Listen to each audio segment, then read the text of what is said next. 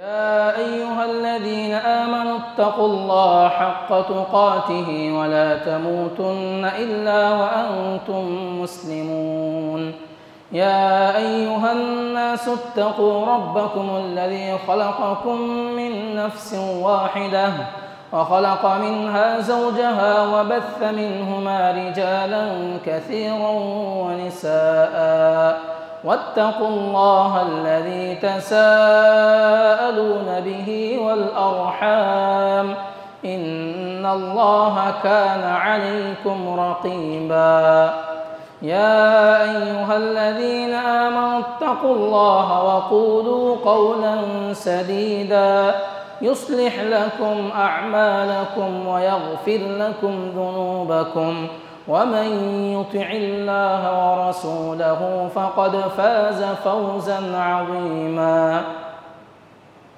وقال تعالى يوم نقول لجهنم هل امتلأت وتقول هل من مزيد وأزلفت الجنة للمتقين غير بعيد هذا ما توعدون لكل أواب حفيظ من خشي الرحمن بالغيب وجاء بقلب منيب ادخلوها بسلام ذلك يوم الخلود لهم ما يشاءون فيها ولدينا مزيد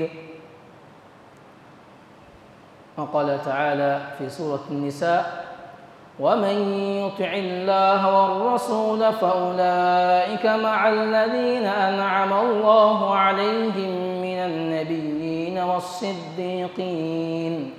والصديقين والشهداء والصالحين وحسن أولئك رفيقا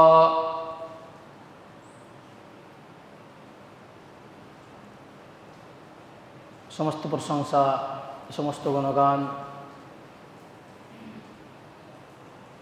সেই আল্লাহর জন্য যিনি এক অদ্বিতীয়, যিনি সব জিনিসের সৃষ্টিকর্তা, মালিক এবং পরিচালক।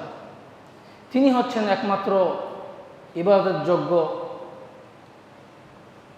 অসংখ্য দরুদ ও সালাম বর্ষিত হোক আমাদের শেষ নবী মুহাম্মদ মুস্তাফা সাল্লাল্লাহু আলাইহি ওয়াসাল্লামের উপরে, যাকে আল্লাহ রাব্বুল আলামিন শেষ নবী ও শেষ রসুল হিসাবে প্রেরণ করেছিলেন, যার পরে কোনো নবী আসবে না, যার পরে কোনো রসুল আসবেন না, যিনি আমাদেরকে ইহকালে ও পরকালে ওই সমস্ত জিনিস বলে দিয়ে গিয়েছেন যেটার দ্বারা আমরা সফল হব। ওই সমস্ত কাজ নিজে করে গিয়েছেন যেটা করতে গেলে আমরা পরকালে সফল হব। আল্লাহুম্মা সাল্লি আলাইহি আল্লাহুম্মা বারিক আলাইহি।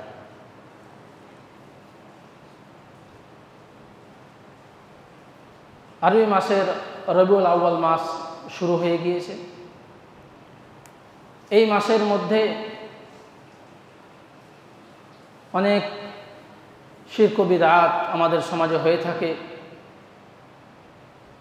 মিলাদুন নবী এই নামে অনেক শিরক ও বিদআত পরিচালিত রয়েছে। আর এই সমস্ত জিনিসকে যে দলিল হিসাবে পেশ করা হয় সেটা হয় মুহাব্বাতুন নবী, নবী করিম সাল্লাল্লাহু আলাইহি ওয়াসাল্লামের ভালোবাসা। এই বাক্যের নামে সব জিনিসকে জায়েজ করে নেওয়া হয়, কিন্তু মুহাব্বাতুন নবী, নবীর ভালোবাসা শুধু এই যে ভালোবাসার দাবি, এই মুখের দাবি নয়, সেটা আমলে আমাদেরকে দেখাতে হবে।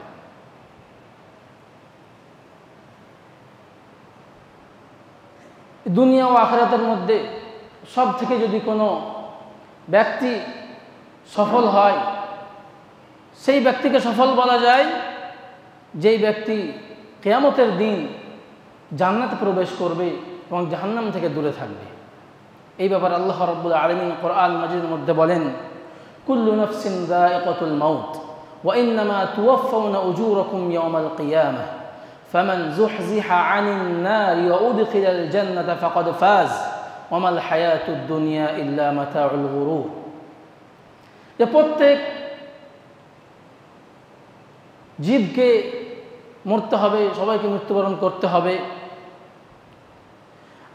ওয়াইন্নামা তুওয়াফাউনা উজুরাকুম ইয়াউমাল কিয়ামাহ, আর তোমাদেরকে কিয়ামতের দিন পূর্ণ বদলা দেওয়া হবে, ফলাফল দেওয়া হবে। ফামান যুহযিহা আনিন নারি ওয়া উদখিলাল জান্নাতা ফাকাদ ফাজ, তো যাকে জাহান্নাম থেকে দূরে করা দেওয়া হলো এবং জান্নাতে প্রবেশ করিয়ে দেওয়া হলো, ফাকাদ ফাজ, সে কামিয়াব হয়ে গেল, সে হলো সফল কাম। ওমাল হায়াতুদ দুনিয়া ইল্লা মাতাউল গুরুর। তো এখান থেকে বুঝতে পারলাম যে সব থেকে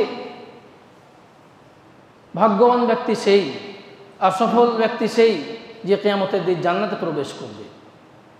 আর তারপরে এই জান্নাতে প্রবেশ করাটা একটি বড় সৌভাগ্যের ব্যাপার। তার সাথে সাথে সবথেকে বড় সৌভাগ্যবান সেই যে কিয়ামতের দিন আল্লাহকেও পাবে, নবী করিম সাল্লাল্লাহু আলাইহি ওয়াসাল্লামকেই পাবে। হাদিসের মধ্যে রয়েছে যে আল্লাহর যে জান্নাতবাসীর জন্য সব থেকে এটা বড় নিয়ামত হবে, সেটা হবে আল্লাহর দর্শন। কিয়ামতে জান্নাতের মধ্যে জান্নাতীদের অনেক কিছু নিয়ামত দেওয়া হবে, সব থেকে বড় নিয়ামত যেটা হবে সেটা হলো আল্লাহর দর্শন, বিশেষভাবে সপ্তাহে একবার জুমার দিন। আর তারপরে এরপরে সব থেকে এটা বড় নিয়ামত হবে, সেটা হবে নবী করিম সাল্লাল্লাহু আলাইহি ওয়াসাল্লামের সাথে জান্নাতে থাকা। একটা হলো জান্নাতে থাকা, আর একটা হলো যে নবীর সঙ্গী হয়ে জান্নাতে থাকা। সব থেকে সৌভাগ্যবান ব্যক্তি তারাই হবে যারা জান্নাতে থাকবে এবং এর সাথে জান্নাতে নবীর সঙ্গী হয়ে থাকবে, নবীর সাথী হয়ে থাকবে, নবীর সান্নিধ্য লাভ অর্জন করবে।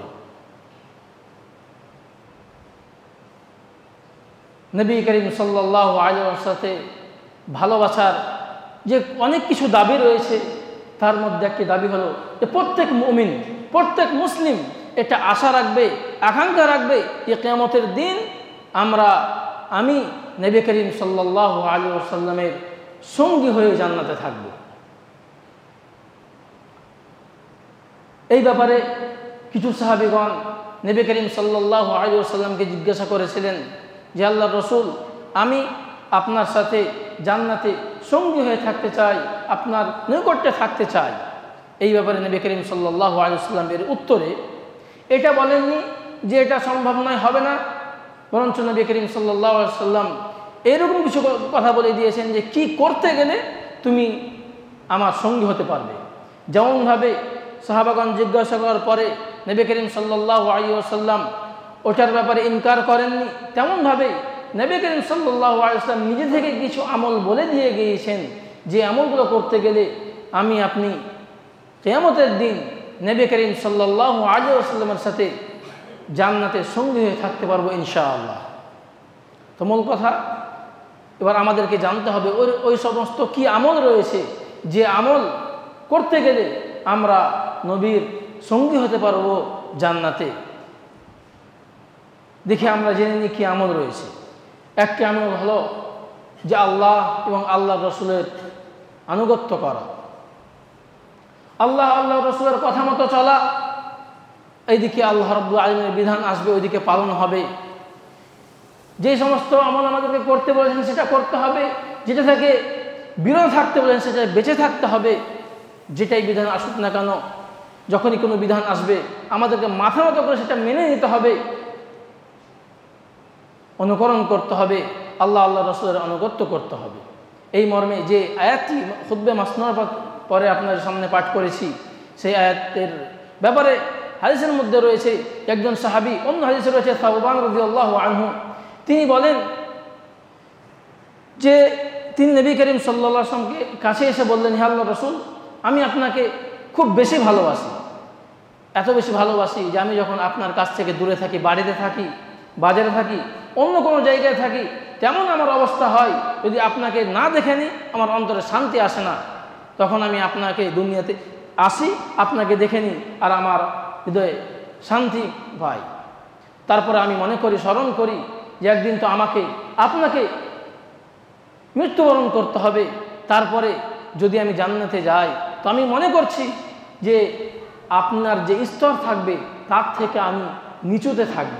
আর আমি চাই যে আমি আপনার সাথে সঙ্গী আপনার সাথে থাকতে চাই, আপনার সঙ্গী হয়ে থাকতে চাই। তো কি করতে হবে? তখন নবী করিম সাল্লাল্লাহু আলাইহি ওয়াসাল্লাম চুপ থাকলেন, কিছু বললেন না। তারপরেই জিবরাইল আলাইহিস সালাম এই আয়াত নিয়ে অবতীর্ণ হলো, ومن يطع الله والرسول فأولئك مع الذين أنعم الله عليهم من النبيين والصديقين والشهداء والصالحين وحسن أولئك رفيقا।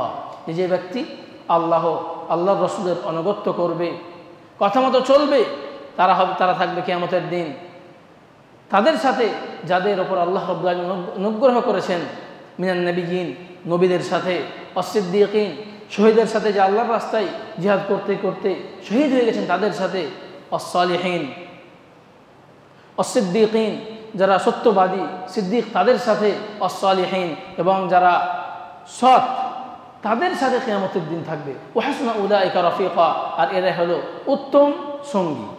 তো এখান থেকে আমরা বুঝতে পারলাম যে নবী করিম সাল্লাল্লাহু আলাইহি ওয়াসাল্লামের সান্নিধ্য লাভ অর্জন করতে গেলে যেটা আমাদের করতে হবে সেটা হলো ইতাআত, অনুকরণ। এবার দেখে দ্বিতীয় আমল কি? দ্বিতীয় আমল হচ্ছে নবী করিম সাল্লাল্লাহু আলাইহি ওয়াসাল্লামকে অন্তর থেকে সত্যি করে ভালোবাসতে হবে। নিজের অন্তর থেকেও বেশি ভালোবাসতে হবে, পিতামাতার থেকেও বেশি ভালোবাসতে হবে, আত্মীয়স্বজন সমস্ত জিনিসের থেকে বেশি নবী করিম সাল্লাল্লাহু আলাইহি ওয়াসাল্লামকে ভালোবাসতে হবে। এই ব্যাপারে আনাস রাদিয়াল্লাহু আনহু থেকে বর্ণিত, তিনি বলেন যে একজন সাহাবী নবী করিম সাল্লাল্লাহু আলাইহি ওয়াসাল্লামের কাছে এলেন, আসার পরে জিজ্ঞাসা করলেন, হে আল্লাহর রাসূল, মাতাস সাআহ, কিয়ামত কখন সংঘটিত হবে, কখন হবে? তখন নবী করিম সাল্লাল্লাহু আলাইহি ওয়াসাল্লাম বললেন, ওয়া মাযা আ'দাদতা লাহা, যে কিয়ামত যখন হবে তুমি তার জন্য কি প্রস্তুতি নিয়েছো?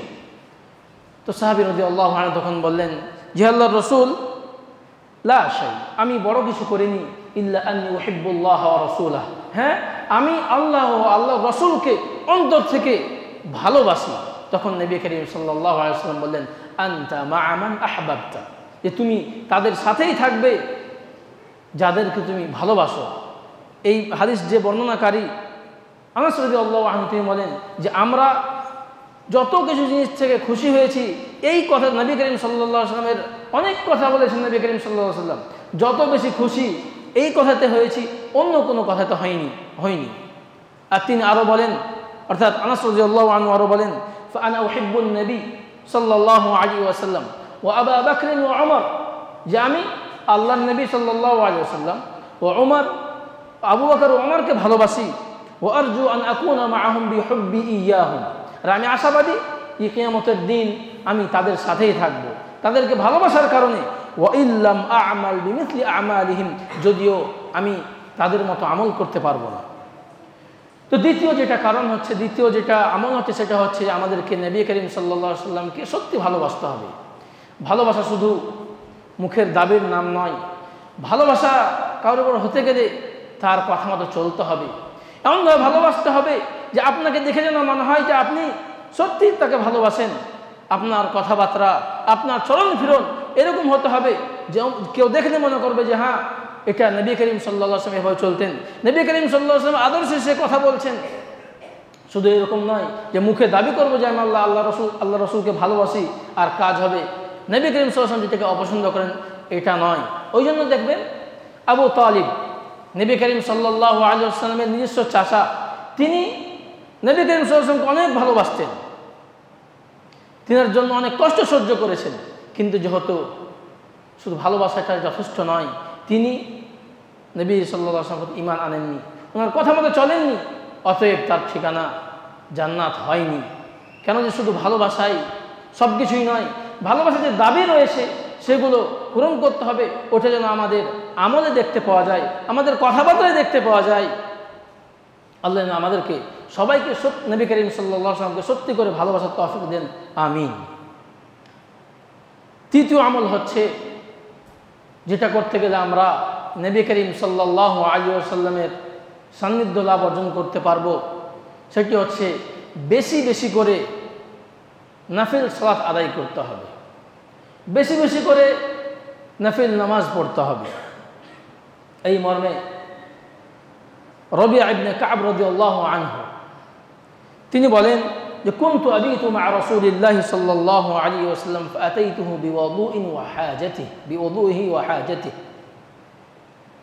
যে আমি নবী তার আগে এই যে সাহাবী রাদিয়াল্লাহু আনহু রবিআ রাদিয়াল্লাহু আনহু রবিআ ইবনে কাব রাদিয়াল্লাহু আনহু তিনি আসহাবে সুফফার মধ্যে ছিলেন, অর্থাৎ যারা সব সময় নবী করিম সাল্লাল্লাহু আলাইহি ওয়াসাল্লামের সাথে মসজিদে থাকতেন। একটা নির্দিষ্ট জায়গা ছিল যেটা সুফফা বলা হয়, আর যারা ওখানে সবসময় থাকতেন তাদেরকে আসহাবে সুফফা বলা হয়। তিনি তার মধ্যে একজন। বাড়িঘর ছেড়ে দিয়ে তাদের কাছে কিছু থাকতো না, মিসকিন সাহাবা, তারা সবসময় মসজিদেই থাকতেন। আর নবী করিম সাল্লাল্লাহু আলাইহি তিনি তার মধ্যে একজন। তিনি বলেন যে আমি নবী করিম সাল্লাল্লাহু আলাইহি ওয়াসাল্লামের সাথে রাত্রে থাকতাম, তেনার সহযোগিতা করে দিতাম, ওজোর পানি এনে দিতাম, আর অন্য কোনো কাজ করতাম। তো একদিন নবী করিম সাল্লাল্লাহু আলাইহি ওয়াসাল্লাম আমাকে বললেন, সাল, যে রবিআ তুমি আমার কাছে কি চাইছো চাও। তিনি দরিদ্র সাহাবী, তেনার কাছে টাকা পয়সা নাই, খাবার দাবার সেরকম কিছু নাই, তিনি অনেক কিছু চাইতে পারতেন। কিন্তু এটা মনে রাখবেন যে সাহাবীর থেকে কোনো বড় আলিম হতে পারে না, সাহাবীদের থেকে কেউ বড় ফাকিহ হতে পারে না, সাহাবীদের থেকে কেউ বুদ্ধিমান হতে পারে না। তিনি এটাকে সুযোগ মনে করে যে চাইলেন। সেটা কি চাইলেন? তিনি বললেন, হে আল্লাহ রাসূল, আসআলুকা মুরাফাকাতাকা ফিল জান্নাহ, হে আল্লাহ রাসূল, আমি কিয়ামতের দিন জান্নাতে আপনার সঙ্গী হতে চাই। নবী করিম সাল্লাল্লাহু আলাইহি ওয়াসাল্লাম বললেন, আওয়া গায়রা যালিক, এটা ছাড়া অন্য কিছু চাও? তখন বললেন লা, তখন বললেন হুয়া যাক, আমি ওটাই চাই, অন্য কিছু চাই না। তখন নবী করিম সাল্লাল্লাহু আলাইহি ওয়াসাল্লাম বললেন, হ্যাঁ, ফাআইননি আলা নাফসিকা বিকাসরাতিস সুজুদ, যে হ্যাঁ আমি তো তোমার জন্য সুপারিশ করব, সব কিছুই রয়েছে, কিন্তু তোমাকে একটা কাজ করতে হবে, তোমাকে আমার সহযোগিতা করতে হবে। সেটা কি করে? ফাআইননি আলা নাফসিকা বিকাসরাতিস সুজুদ, যে তুমি বেশি বেশি করে সিজদা করো, অর্থাৎ বেশি বেশি করে নাফিল নামাজ পড়ো। আমাদেরকে 5 ওয়াক্ত নামাজ পড়তে হবে, 5 ওয়াক্ত সালাত আদায় করতেই হবে, তার সাথে সাথে সুন্নতে মুআক্কাদাগুলো রয়েছে এগুলোও পড়তে হবে, তার সাথে সাথে আরও নাফিল নামাজগুলো পড়তে হবে। চাষতের নামাজ হোক, যেটাকে সালাতুদ দুহা বলা হয়, মাগরিব থেকে এশা এমনি আমরা 2 রাকাত সুন্নতে মুআক্কাদা পড়ি, ওটা ছাড়া আপনি আরও বেশি পড়তে পারেন, কোনো সমস্যা নেই। এশার পর রাত্রে তাহাজ্জুদের নামাজ পড়তে পারেন। অর্থাৎ নাফিল নামাজ অনেক রয়েছে, যতটুকু সম্ভব হবে আমাদেরকে বেশি বেশি করে নাফিল নামাজ পড়তে হবে। নাফিল নামাজ পড়তে গেলে আমরা ইনশাআল্লাহ কিয়ামতের দিন নবী করিম সাল্লাল্লাহু আলাইহি ওয়াসাল্লামের সান্নিধ্য লাভ অর্জন করতে পারবো ইনশাআল্লাহ। আরেকটা কথা বলে দিই এর মধ্যে, যে এই নাফিল নামাজ এটা একটি গুরুত্ব, যে আমরা নবীর সঙ্গী হতে পারবো। আর আরেকটা এর ফজিলত রয়েছে, যে কিয়ামতের দিন যখন আমাদের হিসাব নিকাশ নেওয়া হবে, যখন নামাজের ব্যাপারে সালাতের ব্যাপারে আমাদের হিসাব নেওয়া হবে, সেই সময় সর্বপ্রথম যেটা দেখা হবে সেটা হবে আমাদের ফরজ নামাজের দিকে, আমাদের ফরজ সালাতের দিকে। এই ফরজ নামাজের মধ্যে যদি কোনো ঘাটতি থাকে সেটাকে পূরণ করা হবে এই সুন্নাত আর নাফিল নামাজ দিয়ে। আমি আপনি সবাই জানি যে আমরা নামাজ পড়ি, আমাদের ধ্যান থাকে দোকানে, আমরা নামাজ পড়ি, আমাদের অন্তর থাকে বাড়িতে, আমরা নামাজ পড়ি কিন্তু আমাদের অন্তর থাকে খেলাধুলায় ও অন্য কিছুতে, মানে 100-তে 100 আমাদের নামাজ হয় না। তো ওটাকে ওই ঘাটতি যে পূরণ হবে সেটা এই নাফিল নামাজ দিয়ে, এই সুন্নাত নামাজ দিয়ে। এই জন্য আমাদেরকে বেশি বেশি করে নাফিল ও সুন্নাত নামাজ পড়তে হবে।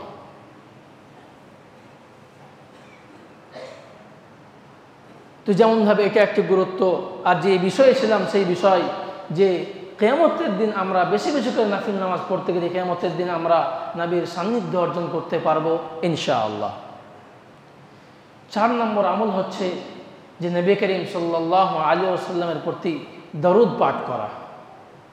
দরুদ পাঠ করা, এই ব্যাপারে কিছু দল এরকম রয়েছে আমাদের মধ্যে, যারা অসময়ে কিংবা ওই সমস্ত শব্দ, যে সমস্ত শব্দ আমাদেরকে শেখানো হয়নি, ওই সমস্ত শব্দ দিয়ে আমরা নবীর দরুদ পাঠ করার চেষ্টা করি আর বিদআতে লিপ্ত হই। আর অন্য একদিকে দল রয়েছে যারা আমরা কোনোদিন নামাজ ছাড়া, সেরকম কোনো ছাড়া দরুদ পাঠই করি না, দুটাই ভুল। আমাদেরকে বেশি বেশি করে দরুদ পাঠ করতে হবে। দরুদ পাঠ করার অনেক ফজিলত রয়েছে। নবী করিম সাল্লাল্লাহু আলাইহি ওয়াসাল্লাম বলেছেন, মান সাল্লা আলাইয়া সালাতান সাল্লাল্লাহু আলাইহি বিহা আশরা, যে ব্যক্তি আমার উপর একবার দরুদ পাঠ করবে, আল্লাহ রাব্বুল আলামিন তার উপর 10টা রহমত নাযিল করবেন, 10টা রহমত বর্ষণ করবেন। তারপরে এই দরুদ পাঠ করতে গেলে আমাদের গুনাহ খাতা মাফ হয়, গুনাহ মোচন হয়, এটা একটি। এর সাথে সাথে আর একটি যে ফজিলত রয়েছে সেটি হচ্ছে যে নবী করিম সাল্লাল্লাহু আলাইহি ওয়াসাল্লাম বলেন, এই হাদিসটির রাবি ইবনে মাসউদ রাদিয়াল্লাহু আনহু তিনি বলেন যে নবী করিম সাল্লাল্লাহু আলাইহি ওয়াসাল্লাম বলেছেন, আউলান নাসি বি ইয়াউমাল কিয়ামাতি আকতারুহুম আলাইয়া সালাতান, যে কিয়ামতের দিন আমার নিকটবর্তী যে হবে, আমার সান্নিধ্য যে লাভ অর্জন করবে, সব থেকে বেশি যে আমার উপর দরুদ পাঠ করবে। তো আমাদেরকে বেশি বেশি করে দরুদ পাঠ করতে হবে। বিশেষভাবে এই জুমার দিন, এই শুক্রবারের দিন এই ব্যাপারে বিশেষ ফজিলত রয়েছে নবীর ওপর দরুদ পাঠ করা। একটা হচ্ছে যে নবীর যখন নাম আসবে তখন তো সাল্লাল্লাহু আলাইহি ওয়াসাল্লাম বলতে হবে, এটা একটা। আর তার সাথে সাথে আমরাকে এমনিতেই সকাল হোক, সকালে, সন্ধ্যাতে, আসরে, যখনই সময় পাবো আমাদেরকে বেশি বেশি করে দরুদ পাঠ করতে হবে। আল্লাহুম্মা সাল্লি আলা মুহাম্মদ ওয়া আলা আলি মুহাম্মদ কামা সাল্লাইতা আলা ইব্রাহিম ওয়া আলা আলি ইব্রাহিম ইন্নাকা হামিদুম মাজিদ। আল্লাহুম্মা বারিক আলা মুহাম্মদ ওয়া আলা আলি মুহাম্মদ কামা বারাকতা আলা ইব্রাহিম ওয়া আলা আলি ইব্রাহিম ইন্নাকা হামিদুম মাজিদ। এই চতুর্থ আমল যেটা বললাম সেটা হলো যে নবী করিম সাল্লাল্লাহু আলাইহি ওয়াসাল্লাম বেশি বেশি করে দরুদ পাঠ করা।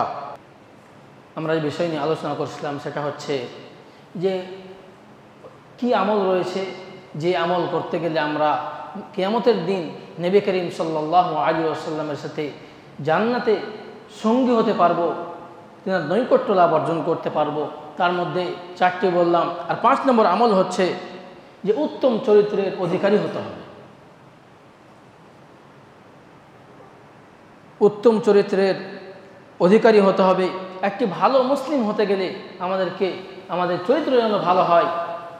আল্লাহ রাব্বুল আলামিন কোরআন মাজিদের মধ্যে নবী করিম সাল্লাল্লাহু আলাইহি ওয়াসাল্লামের প্রশংসা করতে গিয়ে বলেন, ওয়া ইন্নাকা লাআলা খুলুকিন আযীম, যে অবশ্যই আপনি উত্তম চরিত্রের অধিকারী।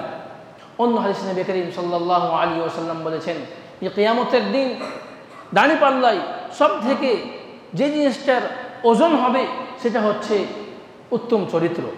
তো উত্তম চরিত্র অনেক গুরুত্ব রয়েছে। আর সব থেকে বড় গুরুত্ব এই ব্যাপারে জাবির রাদিয়াল্লাহু আনহু থেকে বর্ণিত, তিনি বলেন নবী করিম সাল্লাল্লাহু আলাইহি ওয়াসাল্লাম বলেছেন, ইন্না মিন আহাব্বিকুম ইলাইয়া ওয়া আকরাবিকুম মিন্নি মাজলিসান ইয়াউমাল কিয়ামাতি আহাসিনুকুম আখলাকা, যে তোমাদের মধ্যে কিয়ামতের দিন সব থেকে আমার কাছে প্রিয় ও আমার নিকটবর্তী সেই হবে যার চরিত্র ভালো হবে। তো একটা মুসলিম হিসেবে আমাদের চরিত্র যেমন ভালো হতে হবে, যেমনভাবে আমাদেরকে ইবাদত করতে হবে, সালাত আদায় করতে হবে, হজ করতে হবে, যাকাত দিতে হবে, রমজান মাসের রোজা রাখতে হবে, আরও যে অনেক কিছু ইবাদত রয়েছে, এর সাথে সাথে আমাদের লেনদেন যেন ভালো হয়, আমাদের চরিত্র যেন, আমাদের ব্যবহার যেন ভালো হয়, আমাদের সম্পর্ক পিতামাতার সাথে ভালো হয়, স্বামীর যেন সম্পর্ক স্ত্রীর সাথে ভালো হয়, স্ত্রীর যেন ব্যবহার স্বামীর সাথে ভালো হয়, ছোটদের বড়দের প্রতি এটা সম্মান থাকবে, বড় ছোটদেরকে স্নেহ করবে, আমাদের সম্পর্ক যেন পড়োশীদের সাথে ভালো থাকবে, আত্মীয়স্বজনের সাথে ভালো থাকবে। তো মোট কথা হচ্ছে যে আমাদেরকে উত্তম চরিত্রের অধিকারী হতে হবে। উত্তম চরিত্রের অধিকারী হলে আমরা কিয়ামতের দিন ইনশাআল্লাহ নবী করিম সাল্লাল্লাহু আলাইহি ওয়াসাল্লামের সান্নিধ্য লাভ অর্জন করতে পারব। 6 নম্বর আমল যেই ব্যাপারে নবী করিম সাল্লাল্লাহু আলাইহি ওয়াসাল্লাম বলেছেন যে আমরা ওটা করতে গেলে কিয়ামতে নবীর সঙ্গী হয়ে থাকতে পারবো, সাথী হয়ে থাকতে পারবো, সেটা হচ্ছে কাফালাতুল ইয়াতিম, ইয়াতিমের দায়িত্ব বহন করা, ইয়াতিমের অভিভাবক হওয়া। ইয়াতিম নিজের আত্মীয়দের মধ্যে কেউ হোক বা বাইরেকার কেউ হোক, নিজের আত্মীয়ের মধ্যে ইয়াতিম কেমনভাবে হবে? আমাদের পরিবারে কেউ মারা গেলে, যদি বাপ মারা যায় আর তার মা ওটা দায়িত্ব নিয়ে নেয়, তো মা তার অভিভাবক হয়ে যাবে। আমাদের পরিবারে কেউ মারা গিয়েছে, বাপ মারা গিয়েছে, ভাই যদি হয়, কোনো ভাই থাকে, তো সে নিজের মধ্যে ইয়াতিম। তো মোট কথা হচ্ছে যে ইয়াতিম নিজের মধ্যে হোক, নিজের পরিবারের মধ্যে হোক, অথবা বাইরে কার, আপনার পরিবারের কেউ নয়, আপনার কেউ নয়, অন্য বাড়িতে অন্য কোনো জায়গাতে এমন কেউ রয়েছে, ছোট সন্তান রয়েছে যার পিতা মারা গিয়েছে, সে ইয়াতিম তাদেরকে বলা হয়। যার পিতা নেই তাকে ইয়াতিম বলা হয়। সাবালিক হওয়া পর্যন্ত, বালিগ হওয়া পর্যন্ত তাকে ইয়াতিম বলা হয়। তো এর ব্যাপারে নবী করিম সাল্লাল্লাহু আলাইহি ওয়াসাল্লাম বলেন যে এই ইয়াতিমের দায়িত্ব বহন করবে, তার অভিভাবক হয়ে থাকবে, তার ব্যাপারে নবী করিম সাল্লাল্লাহু আলাইহি ওয়াসাল্লাম এই সুসংবাদ দিয়েছেন। নবী করিম সাল্লাল্লাহু আলাইহি ওয়াসাল্লাম বলেন, সাহাল ইবনে সাদ রাদিয়াল্লাহু আনহু থেকে বর্ণিত, তিনি বলেন যে নবী করিম সাল্লাল্লাহু আলাইহি ওয়াসাল্লাম বলেছেন, আনা ওয়া কাফিলুল ইয়াতীমি ফিল জান্নাতি হাকাযা ওয়া আশারা বিস সাব্বাবাতি ওয়াল উসতা ওয়া ফাররাজা বাইনাহুমা। যে নবী করিম সাল্লাল্লাহু আলাইহি ওয়াসাল্লাম বললেন যে আমি এবং ইয়াতীমের দায়িত্বশীল কিয়ামতের দিন এইভাবে থাকব। আর তখন নবী করিম সাল্লাল্লাহু আলাইহি ওয়াসাল্লাম এই মাধ্যমের আঙ্গুল এবং এই শাহাদাতের আঙ্গুল দিয়ে এরকম করলেন, আর দুটোর মধ্যে একটু ফাঁক রাখলেন। মানে যেমনভাবে এই দুটো আঙ্গুল কাছাকাছি, তেমনভাবে কিয়ামতের দিন নবী করিম সাল্লাল্লাহু আলাইহি ওয়াসাল্লাম বলছেন যে আমি আর এই ইয়াতীমের যে দায়িত্বশীল থাকবে, সে কি থাকবো? কাছাকাছি থাকবে। এই ইয়াতীমের দায়িত্ব মানে শুধু টাকা পয়সা দিয়েই নয়, এটা তো থাকবেই যে তার যেটা টাকা পয়সা দরকার, তার সাথে সাথে যেমনভাবে একটা যার পিতা রয়েছে সে যেমনভাবে স্নেহ করে, তার ভালোবাসে, তার সাথে খেলাধুলা করে, তার মাথায় হাত বুলিয়ে দেয়, এই সমস্ত কাজ যেমনভাবে নিজের সন্তানের সাথে করে, তেমনভাবে একটি ইয়াতীমকে এই দিক দিয়েও লক্ষ্য রাখতে হবে। শুধু টাকা পয়সা না, টাকা পয়সার সাথে সাথে এইটাও লক্ষ্য রাখতে হবে যে তার সাথে কোনো সময় খেলাধুলা করা, তার মাথায় হাত বুলিয়ে দেওয়া, আরও অনেক কিছু, তাকে সঠিক শিক্ষা দান করা। তো আমরা ওই চেষ্টা করি, অনেকে এটা করতে পারবো। আজকে তো এর বিপরীত রয়েছে যে কেউ যখন ইয়াতীম হয়ে যাচ্ছে তার মালধন আত্মসাৎ করার চেষ্টা করা হয়। অনেক সময় তো এরকম হয়, দুঃখের বিষয়, যদি দাদু বাড়ির বড় বেঁচে আসে, তারপর একটা ছেলে আছে, তাদের যদি সন্তান থাকছে, আর যদি কোনো ভাই মারা যায়, তাহলে যেহেতু ইসলামী আইন হিসাবে যে যখন অন্য কোনো ভাই থাকে, দাদু যদি থাকে আর তার চাচাগুলোও থাকে, তো বাপ যদি না থাকে তাহলে কিন্তু এই পোতাটা কিছু পাবে না। তো এই সময় যদি কাউরের কোনো ভাই মারা যায়, তাহলে নিজের যে ভাতিজা রয়েছে তাদের যেহেতু তার মানে সে টাকা পাবে না, কিংবা মিরাথ ওয়ারিশ সূত্রে কিছু পাবে না, তার জন্য চেষ্টা করা হয় যে ওটা যেন কিছুই তাদেরকে না দেওয়া হয়, তাকে হেল্প না করা হয়। তো এটা দুঃখের বিষয়। তো নবী করিম সাল্লাল্লাহু আলাইহি ওয়াসাল্লাম যেটা আমাদেরকে বলেছেন সেটা হলো যে ইয়াতীমের যদি কেউ কাফিল হয়, ইয়াতীমের যদি দায়িত্ব বহন করে, তাহলে সে কিয়ামতের দিন নবী করিম সাল্লাল্লাহু আলাইহি ওয়াসাল্লামের কাছাকাছি থাকবে। আর 7 নম্বর আমল হচ্ছে, নিজের যদি দুটা কন্যা সন্তান হয়, অথবা যদি দুটা বোন থাকে, আর তাদের যদি ভালোভাবে লালন পালন করে, তাদেরকে দ্বীনি শিক্ষা দেয় বিয়ে হওয়া পর্যন্ত অথবা মৃত্যু পর্যন্ত, তাহলে নবী করিম সাল্লাল্লাহু আলাইহি ওয়াসাল্লাম বলেছেন যে কিয়ামতের দিন আমরা এক জায়গায় থাকব। এই মর্মে কয়েকটা হাদিস রয়েছে। আমি একটা হাদিসের যেটাতে এই দুটো জিনিসকে একসাথে আনা হয়েছে, সেই হাদিসকে পরিবেশন করবো ইনশাআল্লাহ।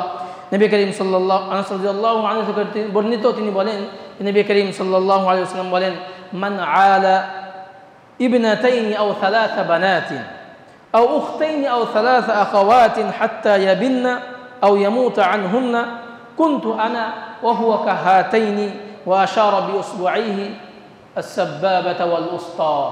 যে নবী করিম সাল্লাল্লাহু আলাইহি ওয়াসাল্লাম বলেন, যে ব্যক্তি দুটা কন্যা সন্তান বা তিনটা কন্যা সন্তান, দুটা বোন অথবা তিনটা বোন, এর যদি তাদের তারবিয়াত করে, তাদের লালন পালন করে, কতদিন পর্যন্ত? বিয়ে দেওয়া পর্যন্ত, অন্য রেওয়ায়েতে রয়েছে অথবা মৃত্যু পর্যন্ত, তাহলে নবী করিম সাল্লাল্লাহু আলাইহি ওয়াসাল্লাম বলছেন যে আমি এবং সে কিয়ামতের দিন এরকমভাবে কাছাকাছি থাকব। এখন অনেকেই মানুষ এরকম মনে করে নিজের কন্যা সন্তানকে, এখনও অনেক মানুষ ভালোবাসে না, তারা চায় যে ছেলে সন্তান হোক। কিন্তু নবী করিম সাল্লাল্লাহু আলাইহি ওয়াসাল্লাম কন্যা সন্তানের ব্যাপারে অনেক ফজিলত, তাদের লালন পালন করার ব্যাপারে অনেক ফজিলত অন্যান্য হাদিসে বর্ণনা করেছেন।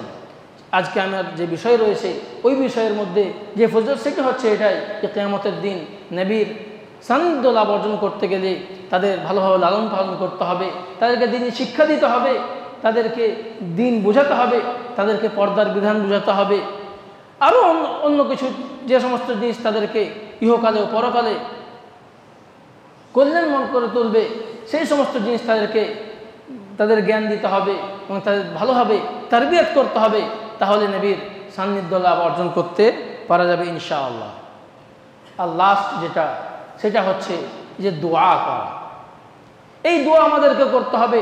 8 নম্বর আমল, এই দোয়া করতে হবে যে আল্লাহ আমি যেন কিয়ামতের দিন নবীর সঙ্গী হয়ে জান্নাতে থাকতে পারি। এই ব্যাপারে একটি হাদিস রয়েছে যে ইবনে মাসউদ রাদিয়াল্লাহু আনহু, তিনি রাত্রে মসজিদে নামাজ পড়ছিলেন, তাহাজ্জুদের নামাজ পড়ছিলেন। তো পিছন থেকে নবী করিম সাল্লাল্লাহু আলাইহি ওয়াসাল্লাম, আবু বকর, ওমর এরা এলেন। তো দূরে নামাজ পড়ছেন ইবনে মাসউদ রাদিয়াল্লাহু আনহু। নামাজ পড়ার পরে তিনি দোয়া করছেন, আল্লাহর হামদ সানা করার পরে, রাসূল সাল্লাল্লাহু আলাইহি ওয়াসাল্লামের উপর দরুদ পাঠ করার পরে তিনি দোয়া করছেন। তো দূর থেকে নবী করিম সাল্লাল্লাহু আলাইহি ওয়াসাল্লাম আবু বকর ওমরকে শুনিয়ে বলছেন যে সাল তু'তা, তুমি দোয়া করো, তুমি যাই দোয়া করবে সেটা তোমাকে দেওয়া হবে, সেটা গ্রহণযোগ্য হবে। এটা কিন্তু আবু বকর ওমর জানছেন যে তার জন্য নবী করিম সাল্লাল্লাহু আলাইহি ওয়াসাল্লাম এই কথাটা বলছেন, কিন্তু ইবনে মাসউদ এটা জানছেন না। যখন সকাল হলো তখন সুযোগ পেয়ে আবু বকর রাদিয়াল্লাহু আনহু এসে ইবনে মাসউদকে জিজ্ঞাসা করলেন যে এরকম রাত্রে হয়েছে, তুমি কি দোয়া চাইছিলে? তখন তিনি বললেন যে আমি যে দোয়া, 3টে জিনিস আল্লাহর কাছে চেয়েছি, সেটা হচ্ছে আল্লাহুম্মা ইন্নী আসআলুকা ঈমানান লা ইয়ারতাদ ওয়া নাঈমান লা ইয়ানফাদ ওয়া মুরাফাকাতা মুহাম্মাদিন সাল্লাল্লাহু আলাইহি ওয়াসাল্লাম ফি আ'লা জান্নাতিল খুলদ। যে আল্লাহ, তুমি আমাকে এমন ঈমান দাও যেটা থেকে আমি যেন ফিরে আবার কুফরের দিকে না চলে যাই। আর দ্বিতীয় চেয়েছি যে আল্লাহ, তুমি আমাকে এমন নিয়ামত দান করো যে নিয়ামতটা যেন শেষ না হয়, না ফুরিয়ে যায়। আর তৃতীয় যেটা দোয়া চেয়েছি যে আল্লাহ, কিয়ামতের দিন চিরস্থায়ী জান্নাতে, সব থেকে উঁচু জান্নাতে তুমি নবী করিম সাল্লাল্লাহু আলাইহি ওয়াসাল্লামের সঙ্গী বানিয়ে দাও, নবী করিম সাল্লাল্লাহু আলাইহি ওয়াসাল্লামের সান্নিধ্য লাভ অর্জন করিয়ে দাও। এই দোয়া করেছি। তো আমাদেরকেও দোয়া করতে হবে। অনেকেই বলবে যে আমরা আমলই বা কত করেছি যে এই দোয়া আল্লাহর কাছে চাইবো। আপনি আপনার দিকে তাকিয়ে নয়, আমি আমার দিকে তাকিয়ে নয়, আল্লাহ রাব্বুল আলামিনের যে ফজল রয়েছে, আল্লাহ রাব্বুল আলামিনের যে অনুগ্রহ রয়েছে, ওই দিকে তাকিয়ে আপনি দোয়া করুন যে আল্লাহ, তুমি আমাকে নবীর সঙ্গী বানিয়ে দাও কিয়ামতের দিন। তো মোট কথা হচ্ছে, আজকে যে আমলগুলো আমরা জানলাম, যে আমল করতে গেলে আমরা কিয়ামতের দিন নবী করিম সাল্লাল্লাহু আলাইহি ওয়াসাল্লামের সান্নিধ্য লাভ অর্জন করতে পারবো, নৈকট্য লাভ অর্জন করতে পারবো, নবীর সঙ্গী হয়ে থাকতে পারবো, সেই আমল 8টি হচ্ছে: 1, আল্লাহ রসুলের আনুগত্য করা; 2, নবী করিম সাল্লাল্লাহু আলাইহি ওয়াসাল্লামের কে অন্তর থেকে ভালোবাসা; 3 নম্বর আমল হচ্ছে যে বেশি বেশি করে নাফিল সালাত আদায় করা; 4 নম্বর আমল হচ্ছে যে বেশি বেশি করে নবী করিম সাল্লাল্লাহু আলাইহি ওয়াসাল্লামের উপর দরুদ পাঠ করা; 5 নম্বর আমল হচ্ছে যে উত্তম চরিত্রের অধিকারী হওয়া; 6 নম্বর আমল হচ্ছে কোনো এতিমের দায়িত্ব বহন করা; 7 নম্বর আমল হচ্ছে যে দুটা মেয়ে সন্তান অথবা দুটা বোন যদি থাকে তাদের ভালোভাবে লালন পালন করা; আর আর 8 নম্বর আমল হচ্ছে যে দোয়া করা। এই আমল করতে গেলে আমরা ইনশাআল্লাহ কিয়ামতের দিন নবীর সঙ্গী হতে পারবো। কিছু পারি আর না পারি, কমসে কম তার মধ্যে যতটা সম্ভব সেটা করতে হবে। যে কিছু পারি আর না পারি, এই লাস্টে এটা বললাম দোয়া, এটা তো করতে পারা যায়, সবাই এটা করতে পারবে, এইটাতে যেন আমরা অলসতা না করি। লাস্ট একটা কথা, যে এর মানে এটা নয় যে আপনার কাছে যেটা বললাম যে নবী করিম সাল্লাল্লাহু আলাইহি ওয়াসাল্লামের সাথে থাকবে যে আমরা একই স্তরে থাকবো, তা নয়। নবী করিম সাল্লাল্লাহু আলাইহি ওয়াসাল্লামের স্তর একটু উঁচু হবে। নবী করিম সাল্লাল্লাহু আলাইহি ওয়াসাল্লামের স্তর উঁচু হবে। আমরা হয়তো কোনো কোনো সময় দেখতে পাবো, কথাবার্তা বলতে পারবো, কাছে থাকতে পারবো, কিন্তু স্তর আমাদের এক হবে না। কেমনভাবে আমরা জানতে পারলাম?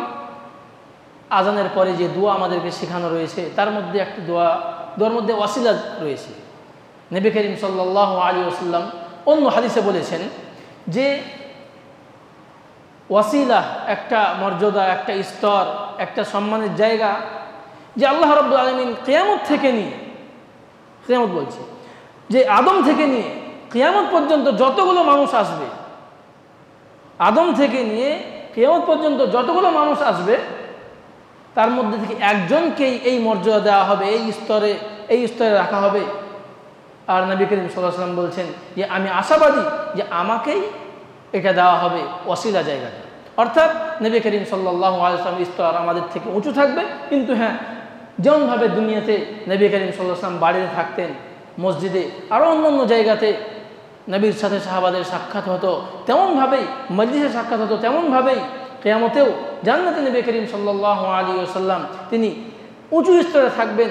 আর তার কাছাকাছি স্থানে যারা এই সমস্ত আমল করবেন, যাদের উপর আল্লাহ রাব্বুল আলামিন দয়া করবেন, রহম করবেন, যাদের উপর আল্লাহ রাব্বুল আলামিন অনুগ্রহ করবেন, তাদেরকে নবীর সঙ্গী বানাবেন। অবশেষে আল্লাহর কাছে দোয়া করি, আল্লাহ যেন আমাদেরকে সবাইকে এই সমস্ত আমল করার তৌফিক দেন, আমিন। আল্লাহ যেন আমাদেরকে কিয়ামতের দিন নবীর সঙ্গী বানিয়ে দেন, আমিন। হে আল্লাহ, আমাদের মধ্যে যারা অসুস্থ তাদেরকে সুস্থতা দান করো। আমাদের মধ্যে যারা মৃত্যুবরণ করেছে তাদের পাপ সমূহকে মোচন করে দাও, আমিন। আমরা যারা যতদিন বেঁচে থাকবো, আমরা যেন ঈমানের সহিত বেঁচে থাকতে পারি, আল্লাহ তুমি তার তৌফিক দাও, আমিন। ইন্নাল্লাহা ওয়া মালাইকাতাহু ইউসাল্লুনা আলান নবী ইয়া আইয়ুহাল্লাযীনা আমানু সাল্লু আলাইহি ওয়া সাল্লিমু তাসলিমা। আল্লাহুম্মা সাল্লি আলা মুহাম্মাদিন ওয়া আলা আলি মুহাম্মাদ কামা সাল্লাইতা আলা ইব্রাহিম ওয়া আলা আলি ইব্রাহিম ইন্নাকা হামিদুম মাজিদ। اللهم بارك على محمد وعلى آل محمد كما باركت على إبراهيم وعلى آل إبراهيم إنك حميد مجيد. عباد الله، ورحمني ورحمكم الله، إن الله يأمر بالعدل والإحسان وإيتاء ذي القربى وينهى عن الفحشاء والمنكر والبغي يعظكم لعلكم تذكرون. اذكروا الله يذكركم وادعوه يستجب لكم ولذكر الله تعالى أعلى وأهم وأكبر.